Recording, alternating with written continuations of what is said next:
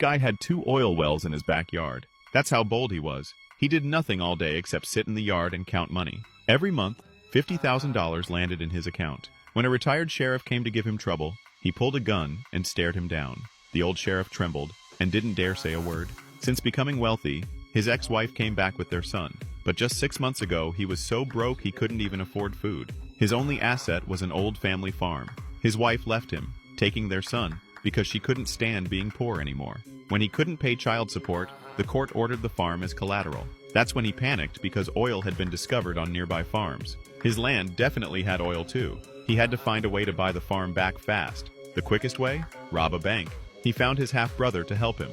His brother was a top-tier bank robber with serious skills. After hearing the situation, his brother said he'd help without hesitation. At 6 in the morning, they drove an old beat-up car straight into a bank. But the bank wasn't even open yet. They had to wait until business hours to force the manager to open the vault. They only took small bills. The manager handed them about 20 pounds of cash. They drove the car back to the farm, dug a big hole, and buried it. With money in hand, he decided to treat his brother to a meal. At the restaurant, he ordered a giant steak, grease dripping down his chin. Then his brother glanced up and saw a bank across the street. They threw on masks, walked in, and walked out with 40 pounds of small bills.